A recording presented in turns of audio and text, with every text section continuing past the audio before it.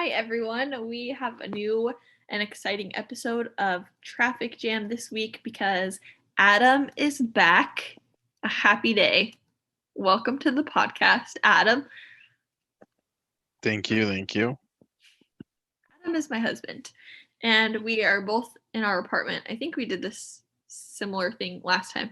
We're both in our apartment, but one of us is in the bedroom, one of us is in the living room because we only have one microphone between the two of us. So we're making this work. And it's funny that we're just talking but looking at each other on the camera. So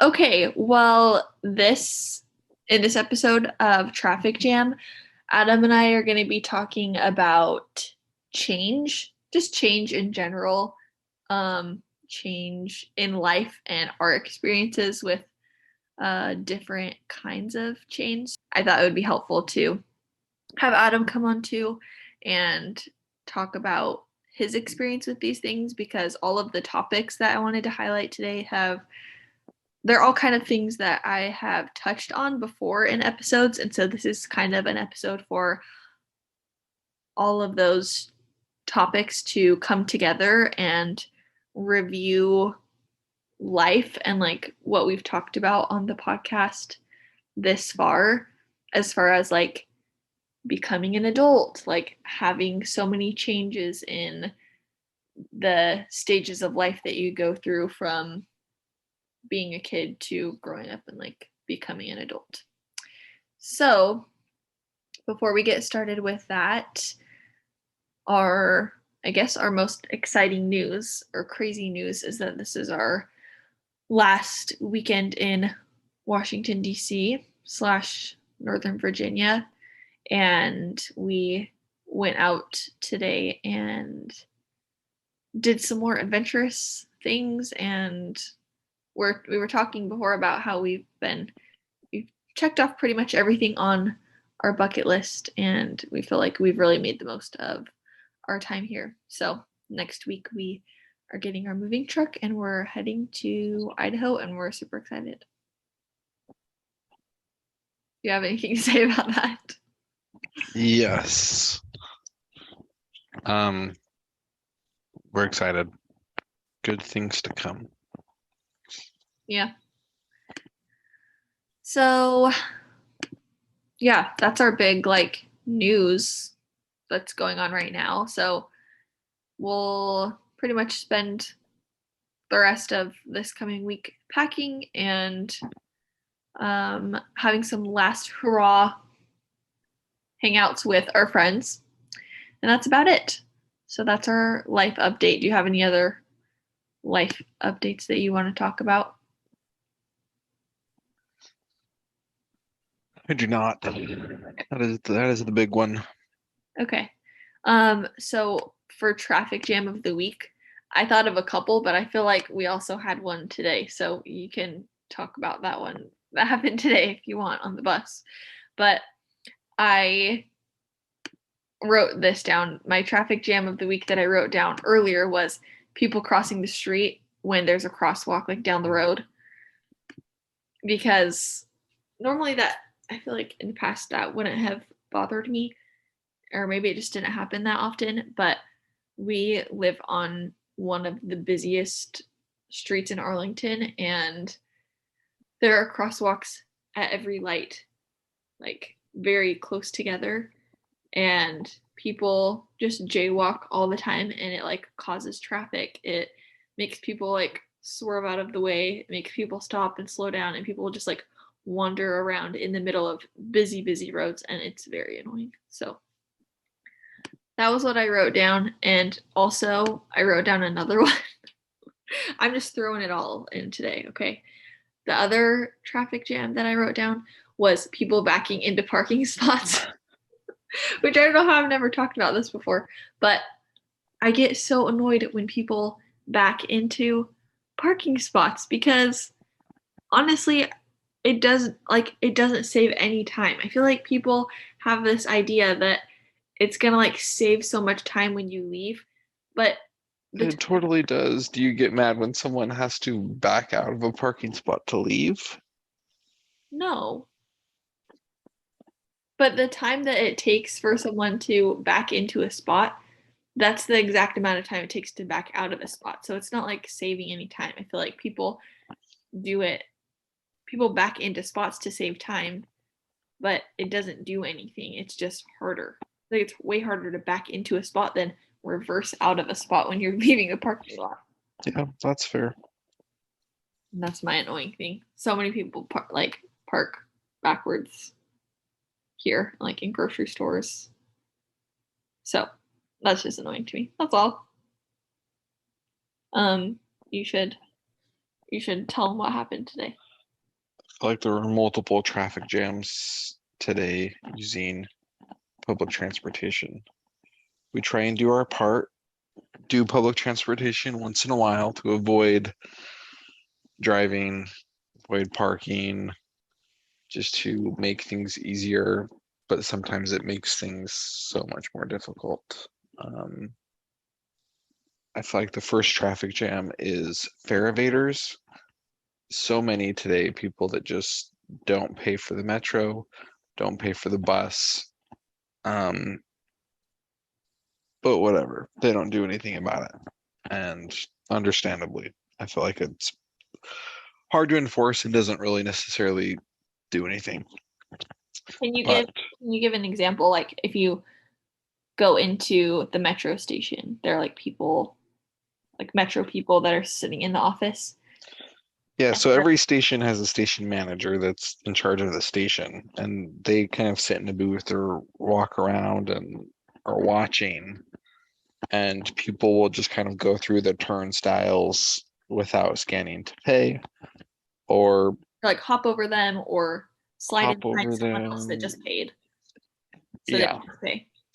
and I mean, it's against the law, but they don't do anything about it. Which, if I was a station manager, I'd hate to have to like confront someone every 5 minutes about it. So I think from a safety standpoint, it makes sense.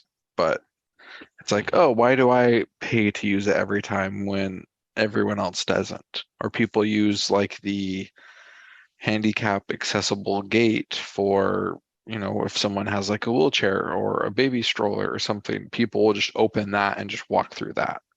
And it's like, okay. It's so rude.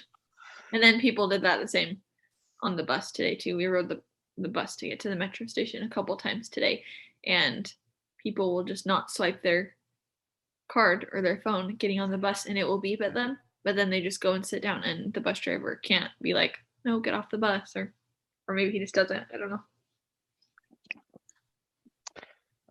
But while we were on the bus, there were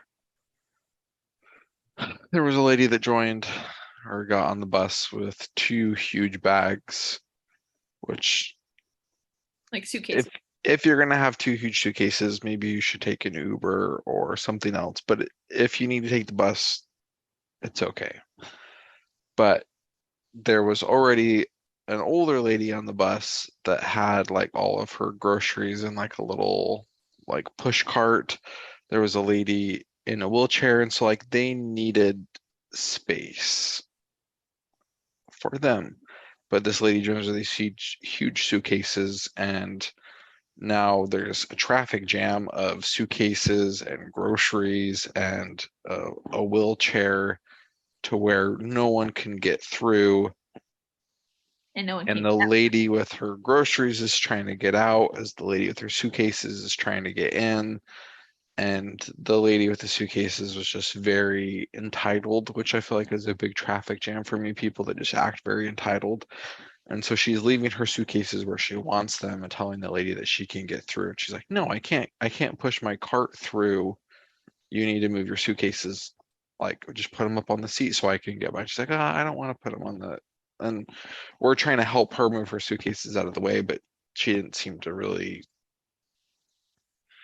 They were just want arguing. to. They were Yeah, arguing back and so forth, and we were waiting for so long that eventually the bus driver stopped the bus, got out, and was like, "Okay, you do this, and it was just like it was such a mess.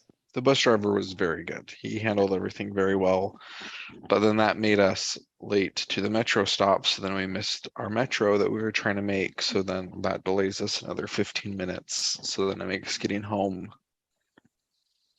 very lengthy. Yeah. So Also, the lady that had her groceries, like, she wasn't just like carrying bags of groceries, like she had like an actual shopping cart, like a small like shopping cart type thing yeah. that was in the way. And I thought she was like kind of the crazy one at first because she was being like a little bit unreasonable. But also, the both ladies Yeah. were being unreasonable. But when the shopping cart lady left, I was like, oh good, she's gone. I thought she was the crazy one, but then the lady with the two suitcases started just like talking to herself, like laughing hysterically. I did not, I thought she was talking to someone on the phone. But I then I realized totally thought she was on the at one phone, but point she wasn't. And she was like pointing stuff out the window and like commenting on things, like pointing outside. Oh my gosh, look at that. Ah, just like laughing, completely talking to herself. And I was like, oh my gosh, she's crazy. yeah, I thought for the first 15 minutes she was on the phone, and then I realized there was no phone, and I was like, oh, she just has like some headphones in. It's like, No. oh, no headphones. She's just been talking to herself for 15 minutes. Yeah, it was insane. So it was Um, did we sum it all up? so the traffic jam there is public transportation Oh, and yeah. entitled people Yeah. and fare evaders. Yeah. So annoying. So many things. Like, I know that there are people that are like that everywhere. And even when there's not like public transportation, they'll find another way to like be rude or not follow the rules or be entitled. But these kind of situations won't won't be happening where we move because there's no metro or there's not as much stuff like that. So I'm looking forward to that not happening as much. um okay, so for our episode topic about navigating change, life changing, the big overall thing that I kind of wanted to like emphasize or say that I have learned is expect that your life is going to change. And that is a hard thing to remember for me, but it's something that the more that I have made an effort to keep that in mind and just kind of expect that changes are going to happen, there are going to always be new situations, new life experiences, new structure, that it makes it a little easier to navigate or handle things being different or like not going the way that you think they are or not going the way you think they would, because that's just part of life and how life is. And so that's kind of the overarching thing. And then these kind of topics are go along within that. So I kind of broke it down to job, friends, moving, and just like becoming an adult in general. So we'll go through these kind of quick, but I just, as far as like job, I just wanted to talk about these things like specifically. So talking about job specifically, you guys know I've talked about this before on the podcast that I'm not working as a dental hygienist right now, and that break, um, from when I left my job till now, this has been like the best thing for me, and it was really scary to step away from that, and it took me a really long time to actually decide to do that because much longer ago I did want to leave, but I continued working and kept pushing through when it was a really negative environment and really tough on me mentally. So I have been doing so much better since then, and it's been so good to have time to kind of do some like self discovery, step away from what was causing a lot of anxiety so that I could kind of, I feel like I've had a clearer mind since then, and I feel more inspired and more motivated to do other things. And so, still, right now, I'm trying to figure out what's next and be really open-minded. And so that's kind of where I'm at job-wise, and that was really a surprise to me. And I am reading this book right now that I thought I'll share a little bit about that, Adam, and like what I was thinking about my job, or what I want to talk about my job, and then you can talk about where you're at with work, what those changes have been like, and give kind of a little summary of maybe anything that has been hard with work, or maybe something you didn't expect, or maybe it's going great and that was kind of an easy transition for you going from school to like career. Does that sound good? Okay. Sounds great. You gave me a thumbs up for you, the people that cannot see that are listening to the podcast.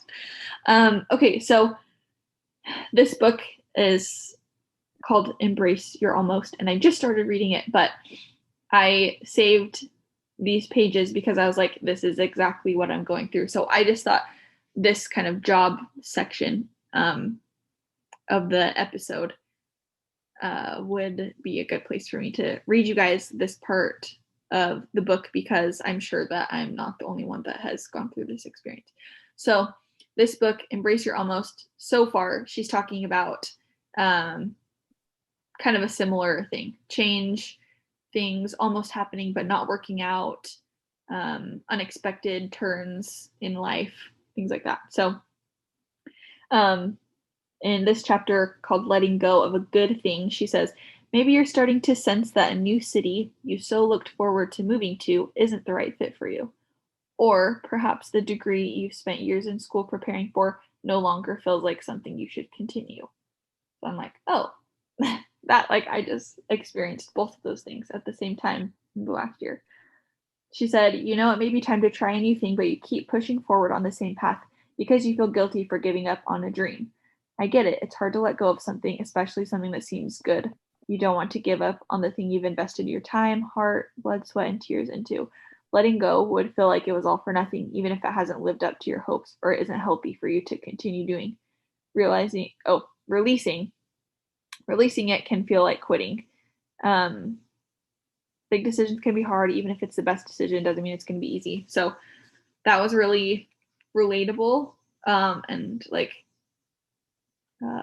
encouraging, I guess, that even though that's like a really hard and difficult thing, it was helpful to hear that that is just a normal part of life, and that because people are going through it and there is constant change and things like that, that there is a way through it somehow. And whether you know what's next or you don't, that something will happen. And yeah, we don't know what it is, but to just keep moving forward. So and then just like a couple pages later, she talks about then when you take that step forward or move to the next thing and it's maybe like fails or doesn't happen. And right now for me, that is figuring out what is next, like applying for jobs and deciding what my career is going to look like next. She says, I know that when something good goes sideways, something that was supposed to be incredible, it can be so natural to focus on how we think we failed or even let others down. I know that disappointment, heartbreak, and feelings of failure aren't unique to me or to this one circumstance. This is not an isolated experience, and those feelings come up in countless situations. This means that regardless of how big our dreams are or how much drive or discipline we have, we aren't immune to hardships and challenges as we build a family, a home, a business, a healthier body, a stronger marriage, a resume, or whatever it is. Although the circumstance may vary, our plans, hopes, and aspirations are inevitably going to get screwed up in some way at some point or another because we live in a difficult world.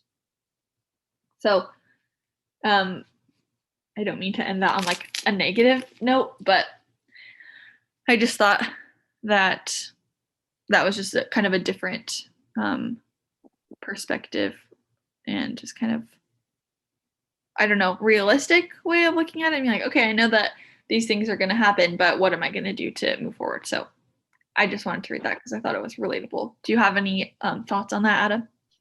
Yeah, I feel like the important part there is realizing that there is so many variables in life and there's so many things that are out of control, out of our control, and that we have expectations going into things. And when our expectations aren't met, it's easy to say, I am the reason why, or like, I'm at fault for this not going to plan.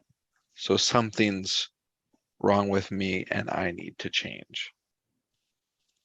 But there's so many other variables that are affecting it that you have to take into account and realize those other variables aren't what you thought as well. So it could be changing some of those things. I don't know, just remembering to be gracious and merciful with yourself, I think is important with any change, and realizing with a job that, maybe you have the job that's right for you, but maybe you don't have the coworkers that are right for you, or maybe you don't have the location that's right for you, or it's the right industry, but not the job entirely. And if you ultimately do realize, and you go through all the different variables and you realize, okay, this job isn't for me, the best thing that you can do besides succeeding in a career is failing at a career right away and realizing early on, this isn't the job or this isn't the career for me, because you have so much time to make a change. Yeah.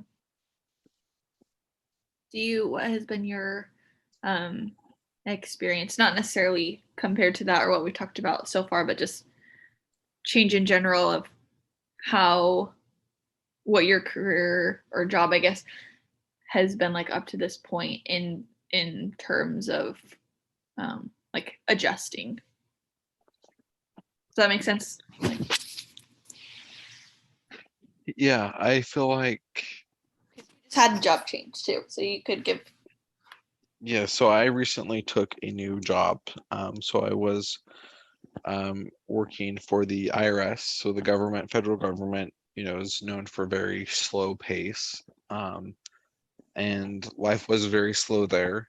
So in order to have more career growth slash flexibility with where we live, decided to take a job with a public accounting firm, which is a little more fast paced, and it is very different. So there has been some change to adapt to.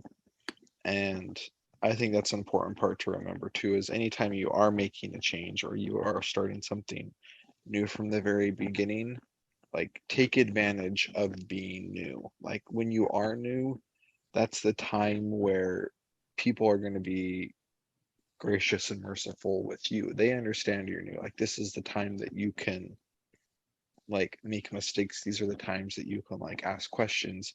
But if you're too prideful to say, hey, I don't understand this process or I don't understand the software, people are just going to assume that you do. And then you're going to be stuck for a month, months or a year. And then later, if eventually you don't understand what's going on and you ask, it's like, oh, what have you been doing for the last like year? So I feel like in my new change, I've tried to fully embrace the fact that I am new. While I'm technically an experienced hire, a lot of the softwares that we used at the IRS are different than what my current firm uses. So I'm taking advantage of being new. I'm taking longer to do things, and I'm just saying they understand, because people understand and they want to allow you that time to learn and grow. And they're taking a chance on you, but you need to make sure you're fully taking advantage of that time that you are new. Yeah, that's good advice. I think you've definitely been good at doing that, even in a remote work environment. Um, and I think that's good. That's a good advice to still put yourself out there, video call people, message people when you need help, and yeah, that's awesome. Anything else job wise you want to talk about, or should we move to like friend slash social change?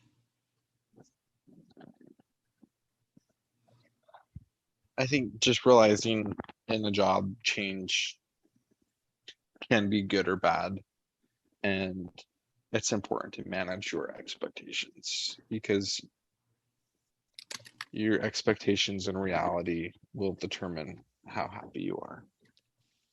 That's true. That is true. I struggle with if it's hard to um if something's hard because it's different than I anticipated. I realize if I would not have set expectations or um, not lowered them, but just maybe not even had expectations, that it would be different because I wouldn't know what I wouldn't be expecting anything. Is that what you're saying? Kind of. Yeah, I mean, like the expectation thing is hard because you should have high expectations for yourself. I think just like realistic expectations and realizing it's okay to go into a new job or a new career and not know everything. I'm a person that very much likes to have researched everything in advance and try to know every variable that can exist, but everything's going to be so different than what you read online. So it's okay to go into stuff blind and learn along the way. And I don't know, I feel like in some ways you can be happier that way because if you have the expectation of everything's going to be a certain way in a career or in a job, and that's not true, then it can be hard to manage. It's easy to blame yourself. Yeah, it's true. Well, let's move on to the next topic that I wanted to cover. This one can be pretty quick, but I just wanted to say about like friends slash social change. I think that was something that was unexpected to me just in growing up. Like, um, obviously, as you move through high school, college, post college, into your career, there's, of course, there are going to be tons of new people that you meet. And it's so awesome that because of changes in life, you are able to meet so many new people. And that has definitely been a blessing for like both of us living here in Northern Virginia, as we've met people that we never would have met if we didn't come here. And so it's definitely good to the focus on and look back on the people that have come into your life because of change. And it's helpful to look at that rather than maybe friends that you lost touch with or like friend breakups or things like that, because that happens just as much as you meet new friends, and that can be really hard. So really all I wanted to say about that was that it can be really tough to lose touch with a friend that used to be a really big part of your life. And I've definitely experienced this more than once. And it's really hard when people just like go their separate ways and you move into different phases of life. And yeah, so I think that can be difficult, but that is part of life. And I think you need to be mindful of, I don't know, trying your best to still be a good friend to everyone and be open to meeting new people, even when it might seem really difficult. And I think an important part there is remembering to like friendships take a while to develop. Like you can have instant relationships or connections with people, but like those like long-term connections like take time. So I feel like when you immediately move to a new location or start a new phase in your life, it's easy to want or expect immediate friends, but they are going to take time. And when leaving and having new friends, you think I'm never going to find someone as good as so and so or people in the past, and you might not, but you are still going to find good people. There's good people in all phases of your life and everywhere that you're at. Yeah, that was definitely something that you reminded me of while we were here, because that was something that I was really nervous about and struggled with moving here. Is I had made like what I thought were the most amazing friends ever, and they totally are, but the most amazing friends ever in my program and at college. And I was so sad to leave them. And I was like, I'm never gonna like meet anyone else that I love as much as them. Like these are like my best friends ever. I adore them and they still totally are. And the weird thing is like you can still stay and keep those friendships and like grow those friendships while also adding more. Like that adding more and meeting new people doesn't take away from the relationships that you already have, which is something that I have realized too. So, Yeah. And I think an important part there is it's easy to like look at like your dental hygiene class, for example, there was 31 of you.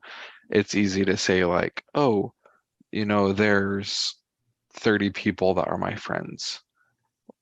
Like you think you're going to stay in contact with 30 people, but you don't. But the people you do stay in contact with, maybe if it's like 5 or 10, like those are the true friends and those are the ones that like matter most. So like each phase of your life, you're going to meet a lot of people and you're only going to keep a small percentage of those friends. But the ones you do keep are the ones that are going to be the most important. So, yeah. Um, are you good to move on to the next thing?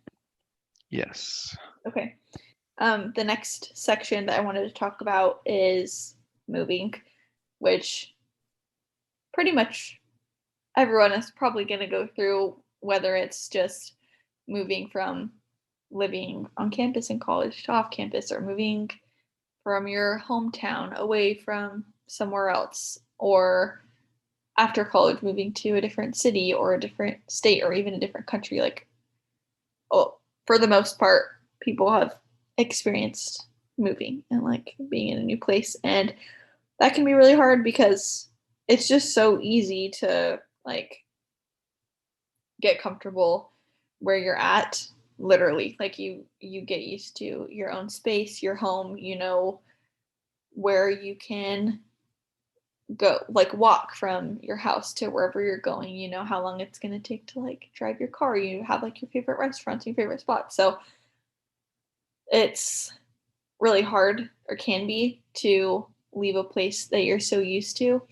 And even if it's a place you don't like I feel like here it's still going to be hard to leave here and go somewhere else because we've been used to it for the last year and a half that we've lived here. So, and then trying to find our new groove in a new place. So, I wanted to read really quick this Reddit post that you sent me, the Eden one. Do you remember that?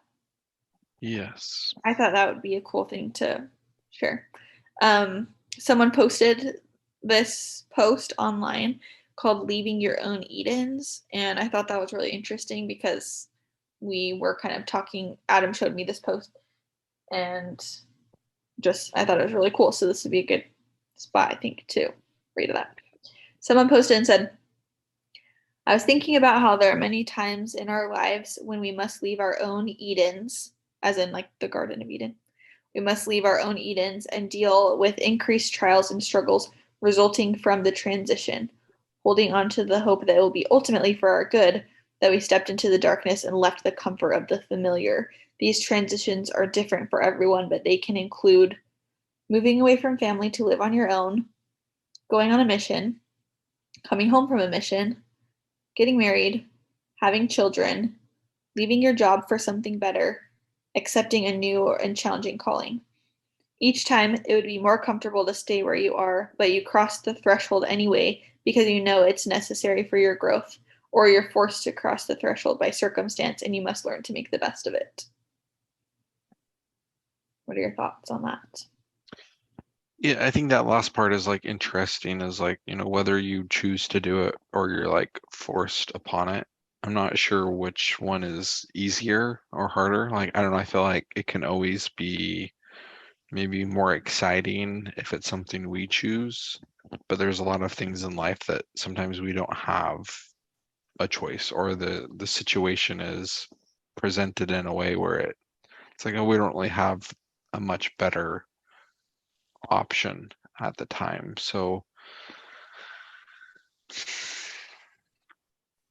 I think just that act of leaving in new experiences gives you opportunities that you don't know if they will be better. And it's okay to take those risks in life, especially early on, like, take those chances because you have so much time to adjust. You can always go back. You can move to Northern Virginia, live in, a crazy busy area, and you can still always go back to Idaho, and that's not a bad thing. You have that experience of learning, and maybe it works out exactly how you thought it would, and you experience something that you never knew. Wise words. Okay, the last section that I wanted to touch on is more personal, more individual, gaining independence, finding who you are, I guess. If that makes sense. So, first, I think it's hard to, when you do start being more independent, like especially say after high school, for example, you leave your home, you either start college, you go on a mission, you live on your own, you start working, whatever you are doing, and you're starting to have your own independence, that can be really hard to balance alone time and like family slash marriage relationships.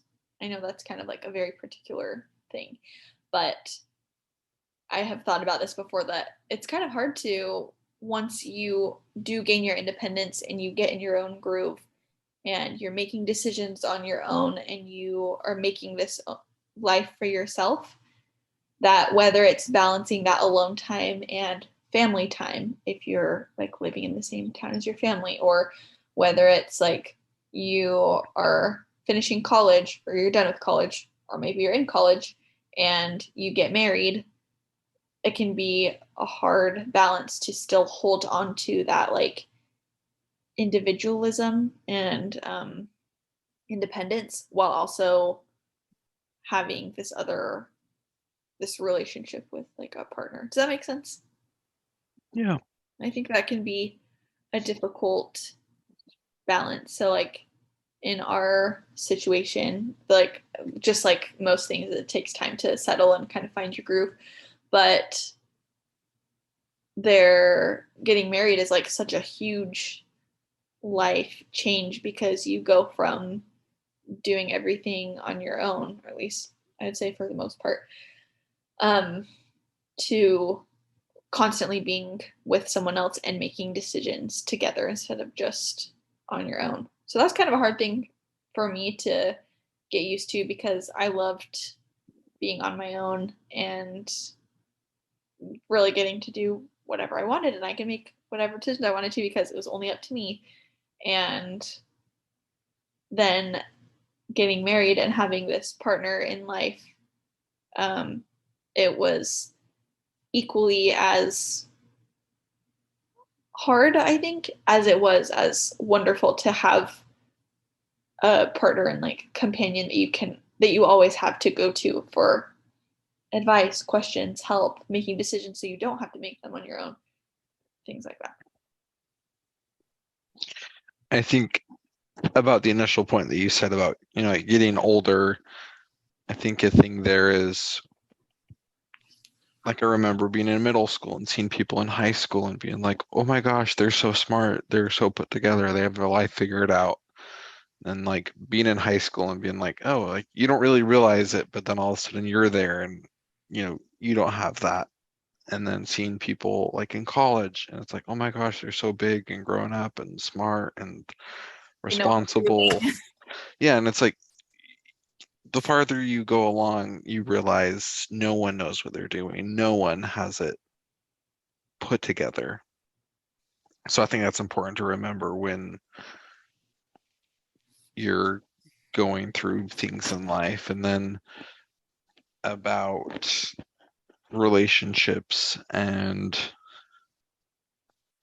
family and staying true to yourself, I view it similar to what we talked about with like friends, that you are going to go through these phases where you get introduced to new stuff. Like there's so much that I've been introduced to since we started dating, and a lot of it is good. But how does that manage with and balance out with the things that I already have in my life that are good? Like I'm losing some of the things about me, you're losing some of the things about you. But it's important to keep on to, what's most important to you, what is the thing that are your identity, and bring those into the relationship, bring those things into a family to where you kind of create a new hybrid. And you do lose some things in your life, but realize maybe some of the things that you are losing aren't as important as you initially thought that they were. Yeah. Yeah, it's true. It's really, I guess, yeah, it's kind of hard to stay true to yourself, I guess. I don't know what I was saying. That took a second to like gather my thoughts. What you're saying about being true to yourself, that's just something that comes with trial and error. I feel like when we first got married, it was so fun to do everything together and like make every decision together and like want to have all the same interests and like do all the same things, which I think is so fun, and like that's not a bad thing at all to do.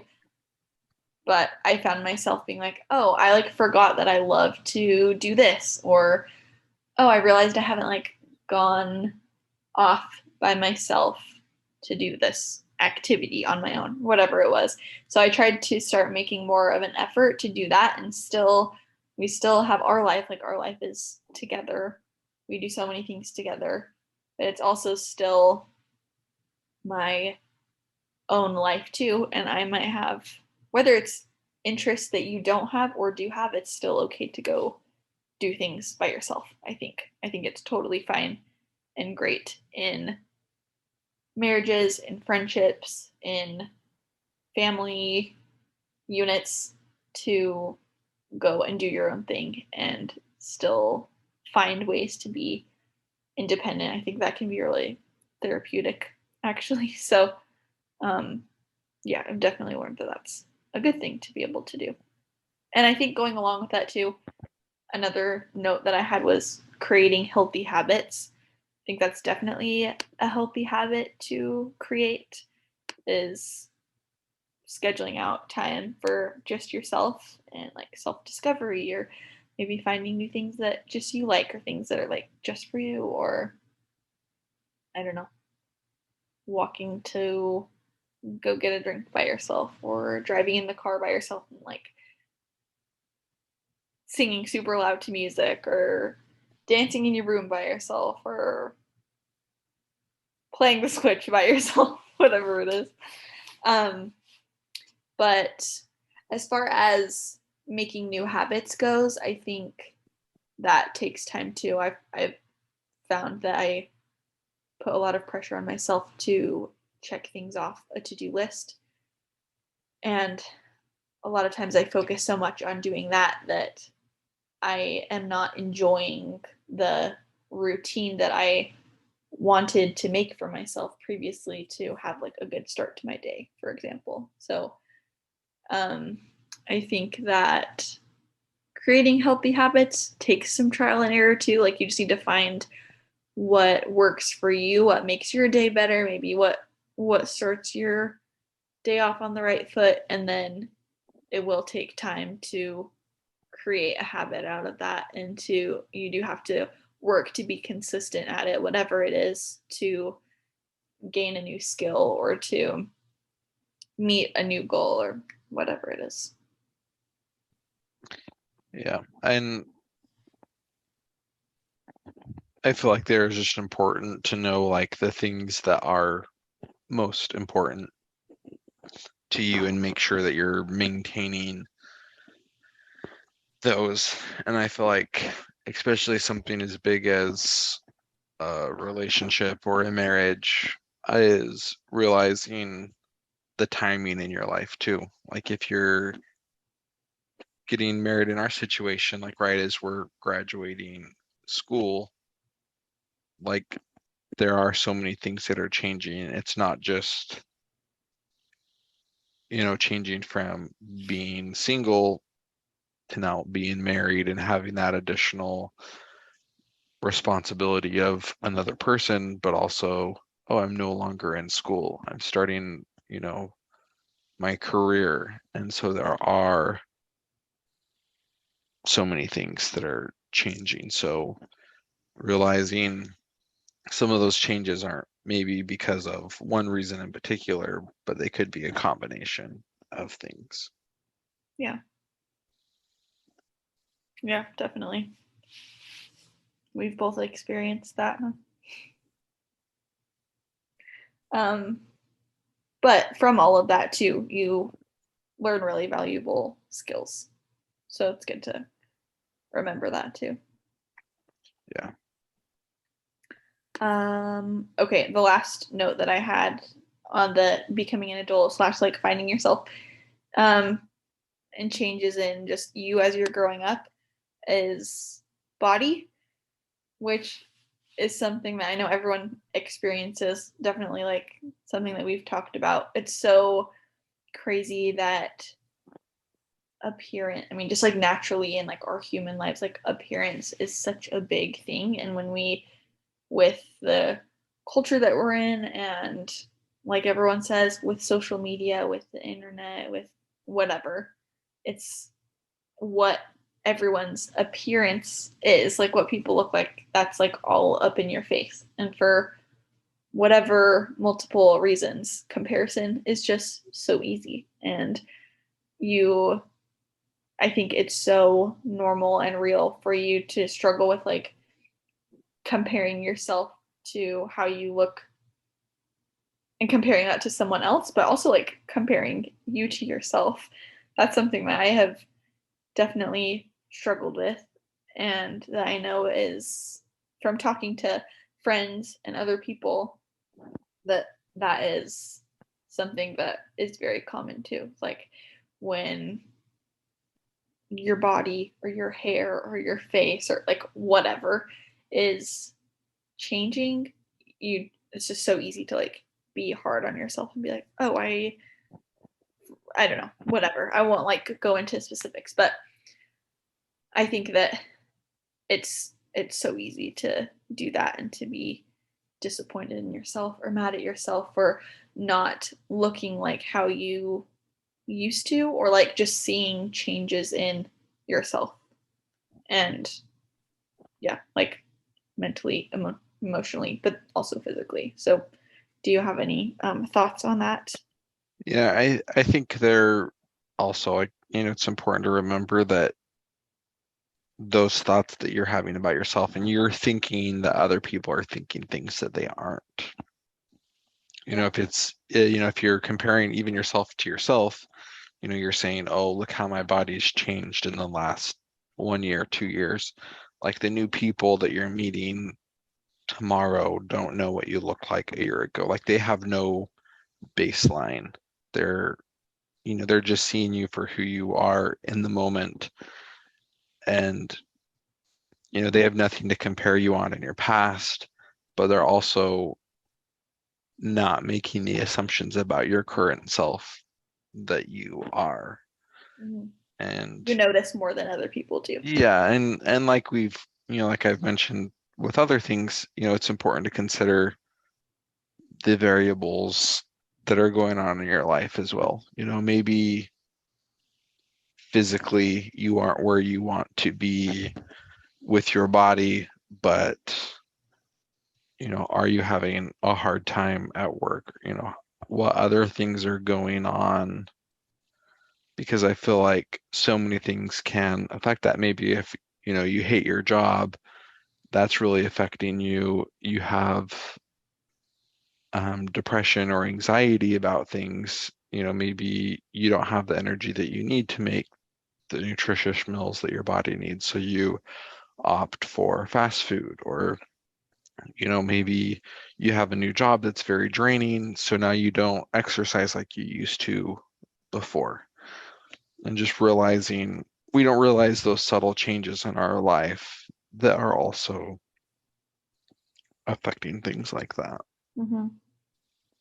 Yeah, good to remember that there are different seasons of life for everything. I remember my sister told me that she had a friend that told her that in that phase of life that she was in, she was like, you just can't like focus on everything at once. You can't, it's like impossible to be perfect at every food that you eat is what makes your body feel good. And like every day you're having movement to like help your mental health, and every day that you go to work you're putting in 100% of your effort and you're getting every single thing done on your to-do list. Every single day you are reading your scriptures and getting something really awesome out of it, and like building your testimony and like getting personal revelation, like all this stuff. Like it's just impossible to do everything that you want to do and then on top of that do it well. I think it's really good to do your best to like strive for and continually be working for those things, because growth is important. Like that's why we're here. um but at the same time, it's there's already so much pressure that we put on ourselves, that like life puts on us, that, like you said, keeping in mind that there are seasons for things, and you can pick, it's okay to pick one goal, two goals to work on, not just physically, but like mentally, emotionally, spiritually, relationships wise, career wise, whatever it is. Um, and to, like you said, be gracious with yourself. Yeah, and we always want faster growth. We always think that we should be progressing faster than is reasonable for ourselves. Yeah. So that's an important aspect to just remember that things take time, and there are times where you are going to progress more towards a goal than other times, and Yeah. that's okay. Yeah. Okay. I have to wrap this up. I have two fun bonus questions. Adam doesn't know these questions, so I'm keeping you on your toes here. But rapid fire. Well, you might need a second to think about it. But number one, how would you summarize your experience living in DC, Northern Virginia, in one sentence or one word, whatever? What's, if you had to recap? I'm trying to think. I didn't prepare either of us for this, but I thought that would be a fun thing. Who do you have one for yourself? No, I'm trying to think. I or maybe we should pick like some words. Like I could say, like, if I had to describe this experience, I would say growth, um, struggle, and um, patience. I would say the biggest word for me would be discovery. Mm. I feel like one reason why the aspect of leaving your own Eden is to figure out things about yourself that you wouldn't know if you stay where you currently are.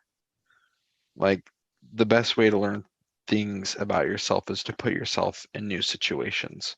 So I feel like both of us have had a lot of discovery as far as ourselves, our relationship, and it helps you have different experiences to compare and see, okay, what do we want? So discovery is my word. Nice. That's awesome. Okay, second question. What are the top 3 desserts of all time ever in your opinion? This is Um, different. So choose wisely. ice cream. I feel like ice cream just No is sweetener. always good, whether you're celebrating, you're sad, or any mood you're in, ice cream is good. True. And ice cream is so versatile. Tell them what we There's had today. chocolate, there's fruity. Today we went to Jenny's. Um, you can buy their ice cream in like the little pint-sized things like Ben and Jerry's, but they have a few stores here, and their ice cream I feel like is very strongly flavored and flavors that you don't normally see. Bunch of I had what is some berry brambleberry crumble. brambleberry crumble, and Crisp. then I had salted peanut butter with chocolate flakes. Both of those were good. I had lemon bar or lemon tart and butterscotch popcorn. Yeah, they were really good. It was fun So trying flavor. Okay, ice cream is your one. so ice cream's number one because ice cream's just always good. I would say ice cream's my number one too. My number two is I was gonna just be general and say cookies, but I have to say white chocolate macadamia cookies or gingerbread cookies. I was thinking cookies, but I don't like, I mean, a chocolate chip cookie, it just feels nostalgic and warm, but I feel like there's just so much out there that I'm not thinking about, like banana pudding. Banana pudding's so Lime good. pie. Key lime pie, Yeah, cheesecake. you got to think of the next one quick. I'm gonna go with Or mango float. A thing I had in the Philippines. It's basically like a cream and graham cracker and mango layered and then like frozen. So it's just basically layers of graham cracker, mango, and cream that basically makes it like ice cream. Mm. Um, but that's one of my favorites. So I'm gonna put that at number 2. Indoor s'mores. I just tried indoor s'mores. We made them. They're so good. If people don't know, you make them with golden grams. You melt chocolate and marshmallows and put it all together and you like eat it with your fingers. It's really good. So good. I'll put that as my third. I'm gonna go with recently we went to the beach and they had candy stores and we got some fudge Mm. and the fudge was really good. And so I don't know if it deserves to be there, but number 3, I'm gonna go with fudge. Okay. Good choice. Anything else you want to add about any of those things? I would summarize my thoughts with change and be kind to yourself and be kind to other people. Um, as long as you're always kind, everything is going to be okay. And you don't know what change other people are going through, so it's important to show that kindness to them, realize things take time, and that's it. Yeah. Cool. That's great. Thank you. Well, we're gonna go get Indian food after this, so I'm really excited. I thought the podcast. Everyone would like to hear that. If anyone wants to know, after we record this, we're going to get Indian food for dinner. But thank you guys for listening to this episode, and also thanks for listening to this season. It was fun to change it up, focus more on adulting, post grad life. That was like the theme of this season. It was kind of more focused on that, and I think it was really fun to have more guests hear more people's input, hear their experiences. So stay tuned for what I do next. And yeah, thanks for listening to Traffic Jam. Adam, do you have anything to say? Goodbye. I will just add a side note for the listeners about Indian food is our first date. We went and got Indian food, and Cameron didn't really like it. She like I didn't eat really very did much like of it. She didn't like it, but now she's excited to go and get it. She loves it. Trying new things, you'll realize there's so much in life that you don't know. And just because you haven't had it before and you didn't like it your first time, things change. And it. Nice. That's a good one. Indian food is a wonderful thing. So I'm very excited to eat. And let's put in an order. Okay. How do you say bye in Tagalog? Ingat, that's kind of like take care or bye. Paalam, I guess is how you would say bye. But Okay, everyone, ing it. there you go.